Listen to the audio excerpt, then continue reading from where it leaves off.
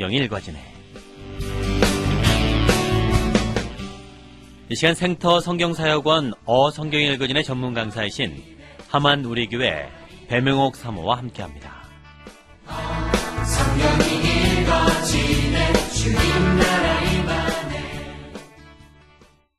안녕하세요. 지난 시간에는 예수님이 십자가 사건을 일주일 남겨놓으시고 예루살렘으로 입성하셨습니다. 호산나 호산나 함성과 함께 퍼레이드를 하며 나귀 타고 예루살렘에 입성하셨는데요. 이날이 일요일 종료주일이었어요. 제자들은 드디어 때가 왔다며 있는 대로 들떠있는 상태입니다. 그리고 다음날 월요일에는 무화과 나무를 저주하시고 성전으로 들어가셔서 다시 한번 예루살렘 성전을 청결케 하시며 성전의 주인이심을 천명하셨어요.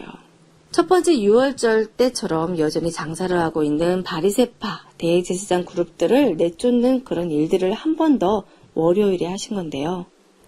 장사하는 자들을 내쫓으시며 내 집은 기도하는 집이 되리라 하였거늘 너희는 강도의 소굴을 만들었도다.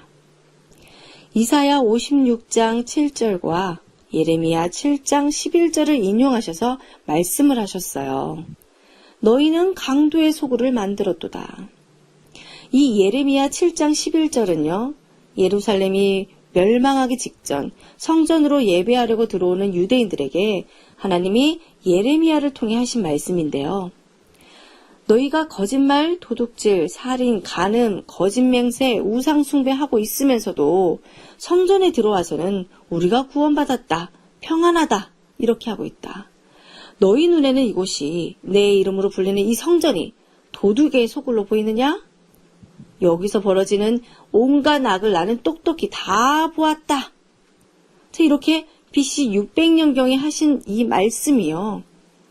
예수님 시대나 우리가 사는 이 시대나 너무나 맞는 경고의 말씀이죠. 자, 이렇게 예수님이 성전의 주인이심을 두 번째로 천명하시자 지금껏 예수님을 추적해오던 대제사장 그룹이요 또 한 번의 충격에 사로잡힙니다. 그리고 예수님은 저녁에 성 밖으로 나가시고요. 그리고 다음 날 아침 화요일입니다. 어제 예수님이 저주하셨던 무화과 나무가 뿌리채 말라있고 그것에 대한 설명을 제자들에게 해주시고 다시 성전 안으로 또 들어가시는데요. 드디어 대제사장 그룹이요 예수님께 정식으로 도전합니다. 우리가 성경을 읽을 때 대제사장과 바리새인들이, 서기관과 바리새인들이 라는 용어들을 많이 보았습니다. 그동안은 그냥 스쳐 지나갈 수 있어요. 그러나 성경이 읽어지네. 이 공부를 하면서는 이것이 그러한가 살펴보며 가고 있기 때문에 우린 이쯤 이 단어들이요 다시 보여야 돼요.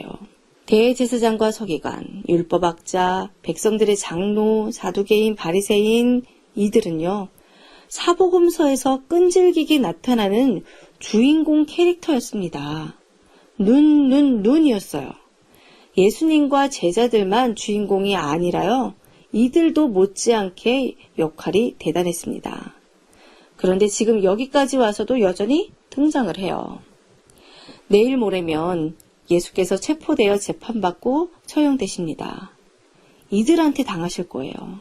자, 그렇다면 엊그제 퍼레이드를 하면서 예루살렘 성 안으로 떠들썩하게 입성한 예수를 어떤 식으로 대해야 할지 감이 잡힐 겁니다. 이제 오가는 이야기는 보통 이 얘기가 아님을 눈치채야 돼요. 자, 이제는 예수님의 스토리가 서서히 결말을 향해 가고 있는데 이제 매듭이 지어져야 한다 이 말인 거죠.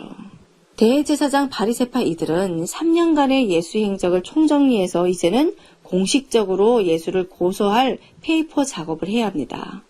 문서로 행정 처리해야 돼요. 적법한 절차를 거쳐 제거해야만 하니까요. 자, 이제는 정말 묘안이 나와줘야 하는 시점이죠. 그러니 이어지는 이야기는요. 당시 종교 지도자들의 신학을 대표하는 신학자들이 총동원해서 질문 공세를 퍼붓는 중임을 우리는 감지해야 합니다. 자, 우리도 예루살렘 성전, 예수님을 둘러싸고 있는 그곳으로 가보자고요. 저들이 들고 있는 문서의 내용이 뭔지 봅시다.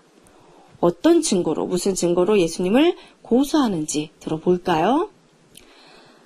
화요일날 공적으로 모든 신학자들과 예수님이 신학 논쟁을 한다는 사실은요, 굉장히 중요합니다. 그런데 우리는 여기 화요일 신학 논쟁이 얼마나 중요한지 모르고 성경을 읽어왔어요. 왜 중요한 건지, 그리고 이날 일어난 신학 논쟁의 내용이 주로 어떤 것인지 지금 살펴보겠습니다. 우리가 지금까지 사복음서를 어떤 관점을 가지고 예수 행적을 따라 여기까지 왔나요? 예수, 그는 누구인가? 이거였어요. 첫 번째 6월절에 있었던 그 주제가 끈질기게 지금까지 흘러오고 있습니다. 그런데 화요일날 신학 논쟁의 주제도 마찬가지예요. 이들이 들고 온 문서에 적힌 질문이요. 바로 당신 누구요? 예수 당신은 도대체 누구요? 인간 예수, 나사렛 예수, 당신 누구란 말이요? 이것입니다. 마태복음 21장 23절부터가 바로 화요일 신학 논쟁 장면인데요. 대제사장과 백성들의 장로들이 와서 당신이 무슨 자격으로 여기서 계속 이런 일들을 하는 것이냐? 라이센스 있느냐? 계속 그 이야기예요. 전에 그들이 세례 요한에게 질문했던 것 같은 똑같은 질문이죠. 네가 누군데 이런 사역을 하느냐? 민족을 모아서 이런 일을 하느냐? 똑같은 내용이에요. 예수, 무슨 권세로 이런 일을 하는 것이냐? 라는 것은 예수 그는 누구인가? 그리고 무슨 일을 해야 하는 존재인가? 이것을 모르기 때문에 계속 나오고 있는 질문이에요. 그렇죠? 지금까지 예수님이 행하고 대답하신 것이 다 그 대답인데 아직도 모르고 있어요. 핵심을 건드리면서도 핵심을 못 보고 있습니다. 이러한 이들의 질문에 예수님이 뭐라고 하시나요? 예수님의 반문을 눈여겨보세요. 예수님의 논리는 무엇입니까? 예수님의 대답은요. 나도 한 가지 물어보겠다.